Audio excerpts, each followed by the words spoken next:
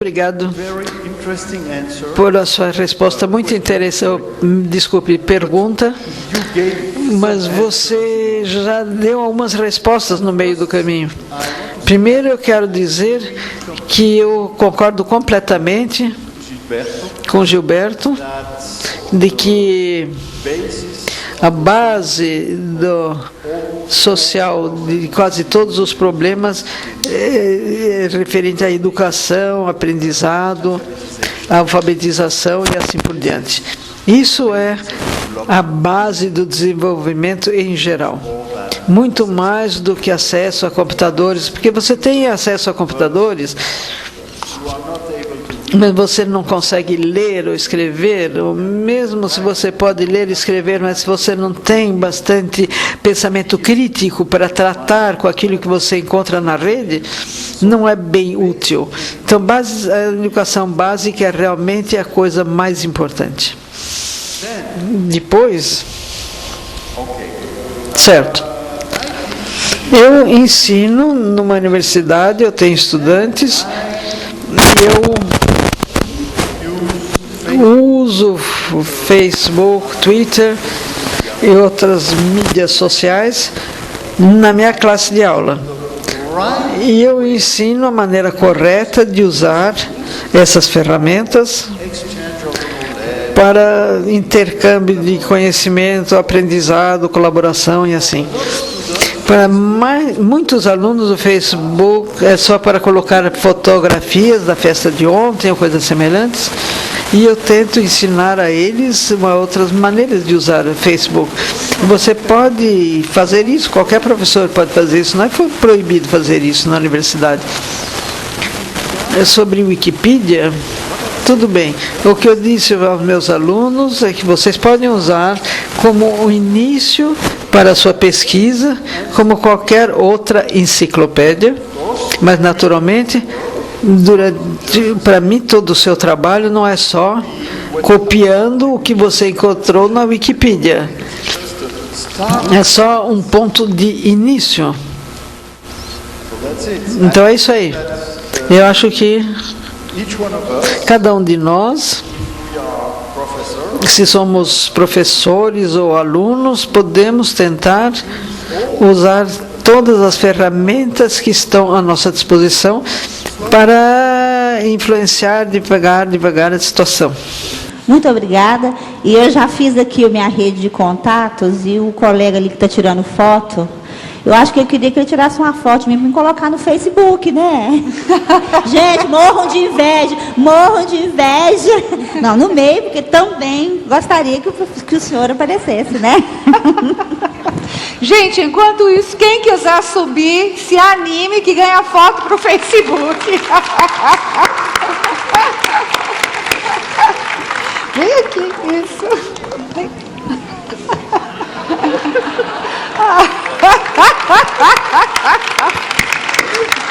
Olha, de um francês isso não é fácil, eu posso dizer bem, viu? Muito bem, o seu nome, por favor? Bom dia a todos, eu sou o Pedro. Estou meio nervoso também aqui. Queria aproveitar, a partir de um gancho que o Gilberto citou, de que as primeiras redes sociais foram as primeiras cidades, né? E eu acho uma coisa assim, eu tenho na minha cabeça que eu penso muito assim com base na pirâmide de Maslow, né? São as necessidades básicas e indo até o topo, a gente está num patamar bem legal. Acho que todos que estão aqui já se encontram num patamar acima do que seria a segurança, né? A gente está aqui interagindo. E eu vejo que tem pessoas que não têm essa oportunidade, né? Então, o que acontece? Eu vejo assim que um grande problema no mundo é a falta de recurso em certos lugares e eu vejo uma solução como a alocação desses recursos, né? Uma coisa importante. Então é o seguinte, eu penso assim, nessa parte da necessidade básica, mas também para muitas pessoas a ambição é uma coisa saudável, é uma coisa que muita pessoa, a competitividade também. Então eu acho que tem que existir essa balança, eu acredito, né? Então eu vejo assim que há muitas oportunidades a parte do espaço físico. Tem muito, por exemplo, aqui em São Paulo, tem muito problema na parte de transporte, aglomeração, muita gente transitando e perdendo tempo, né, por causa disso. E eu vejo que tem muitas soluções de cidades modelos que tem pelo Brasil. Então são iniciativas, então algumas empresas se instalam e acabam cuidando da comunidade local e tal. Então eu queria saber, que é uma coisa que eu não consigo perceber ainda e traçar de uma maneira precisa, quais são os maiores entraves para essa migração, para a gente ir para lugares inexplorados, né, e constituir cidades, né, e redes sociais, e redes de conhecimento pelo mundo em geral. Você sabe, o grande problema que a gente tem é que a gente o nosso maior problema paulistano, e de qualquer grande cidade, é baixo capital social. O que é isso? O capital humano você sabe o que é, né? Que é a habilidade das pessoas. O capital físico também sabe o que é, as fábricas, as máquinas. Mas o capital social é a riqueza que deriva das relações produtivas entre os indivíduos. E o nosso capital social é muito baixo. Quer ver? Quantos aqui tem curso de ensino superior? Levanta a mão, por favor. A grande. Todo mundo. Agora eu vou fazer uma pergunta, eu quero que vocês não mintam. Mas vocês não podem mentir. Mas eu também não vou checar. Mas vocês vão ter que ser honestos com vocês mesmos. Vocês não podem pensar, tem que ser de bate e pronto. Se eu perguntar aqui, quantos se lembram em quem votaram para vereador na eleição passada? Quantos? Quantos não se lembraram? Um terço. Muito bem. Dos que se lembraram, quantos acompanharam detalhadamente o desempenho do seu vereador? Tudo bem, os vereadores estão presentes. E dos que acompanharam, quantos foram lá realmente tentar influenciar o desempenho do vereador, com toda franqueza? Mandaram e-mail, bateram tal. Uma pessoa, duas. Pessoal, se num ambiente como esse, que todo mundo tem ensino superior, o doutorado, o pós-doutorado, é gente conectada, lê jornal, apenas uma pessoa tentou mudar o desempenho do seu vereador, por que a Câmara vai ser muito melhor? O que eu estou colocando é o seguinte: quando a gente fala em redes de comunicação, no Brasil, em São Paulo, tem esse buraco, que a gente não se sente parte de uma rede chamada cidade. E o nosso capital, o caos paulistano se explica por conta disso, porque a gente não se sente dono da cidade. Então, isso que eu estou tentando te colocar, que quanto mais capital social você tem, mais conhecimento você tem. Você consegue, as maluquices que se faz em São Paulo, por exemplo, uma atrás da outra, de tirar o bonde, de construir uma marginal, um lugar que podia ser um parque, deriva dessa cena que a gente viu aqui, da gente não se sentir dono numa cidade. Então, para mim, rede social, numa cidade, é o senso de pertencimento. Não sei se eu consegui te responder. Entendi. O que eu queria saber assim, é a parte o que trava as pessoas para se alocarem, para irem para outros lugares, entendeu? Porque eu imagino que... Em São Paulo... Não só em São Paulo é o trânsito, né, por exemplo. Começa assim. Não, eu estou falando sério. Em São Paulo, as pessoas elas estão com uma sensação de estarem ilhadas. Quem mora na Vila Madalena fica na Vila Madalena, quem mora em Moema fica em Moema. As pessoas parecem que São Paulo virou um lugar de guetos. As pessoas não conseguem mais se movimentar. Agora, eu vou falar uma coisa para você, que eu vi no MIT agora. Um engenheiro fez um teste de movimento das pessoas.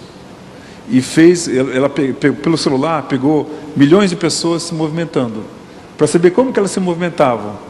E todas eram a mesma coisa. As pessoas se movimentam em pequenos espaços.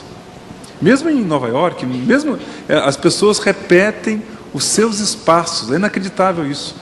Elas andam na mesma padaria, no mesmo restaurante, no mesmo cinema. Não tem essa coisa do serendipity. É uma coisa muito localizada isso daí, viu?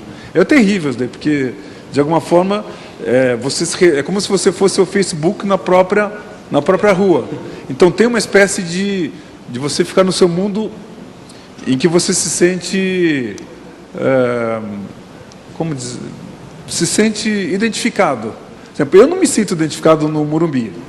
Aquilo ali eu acho um horror. Se me dessem uma casa lá e eu tivesse que morar lá, eu não aceitava, sem exagero. O Jardim Europa é uma coisa que eu não vejo gente andando na rua.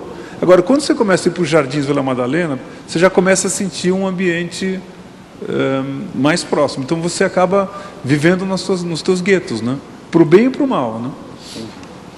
Eu queria colocar 2 pontos que eu acho que uma parte, esse debate, né, trouxe à luz aqui 2 desafios muito próprios do nosso país, né? Um deles foi explorado pelo Gilberto e pelo Pierre no que tange à educação, né? Nós tivemos recentemente aí dados do INAF indicando que só 25% da nossa população é plenamente alfabetizada, ou seja, é capaz, né, de entender, interpretar um texto e tem conhecimentos matemáticos que permitem correlação de dados e etc., e os outros 75% não atingiram esse nível. Então, de fato, a questão da educação, ela é central, e eu acho que num lugar como esse, que estamos todos aqui, né, para debater e para construir, para sustentar esse movimento que está emergindo, eu acredito que qualquer coisa que cada um de nós faça para ajudar a educação nesse país é, com certeza, uma das maiores alavancas na construção dessa sociedade do conhecimento. O impacto de um delta crescimento qualquer em resultado qualitativo de educação vai ter um impacto nacional muito grande. E acho que agora o Gilberto trouxe um outro aspecto muito fundamental que eu interpreto da nossa cultura nacional, que nós somos muito individualistas. E aqui nós temos 2 exemplos, aí eu queria que o Pierre explorasse um pouquinho isso. E eu, como sou metade francesa e metade brasileira, sei bem dessa diferença, que é uma cultura nacional individualista como a nossa e uma cultura nacional mais coletiva como a francesa, e como isso, de alguma forma, determina aspectos que são positivos por um lado, mas que são muito na construção desse capital social e do exemplo que ele deu aqui, né, de protagonismo na construção coletiva dessa sociedade, quer dizer, eu me assumi, né, coletivamente responsável e não apenas centrado primeiro na minha necessidade e depois na necessidade coletiva da sociedade. Eu acho que tem handicaps importantes também quando a gente está falando de movimentos coletivos, colaborativos, etc. Eu gostaria que o Pierre explorasse um pouquinho isso e nos desse alguma pista do que isso, do aspecto mais coletivo, né, de uma sociedade que atua coletivamente e dá importância para esse engajamento no coletivo versus uma sociedade que tem primeiro o foco no indivíduo, mais individualista, como é a nossa, e aí esse aspecto. Quer dizer, se tem alguma coisa relevante nessa polaridade que você vê na construção do capital social, que era a ideia que o Gilberto estava explorando.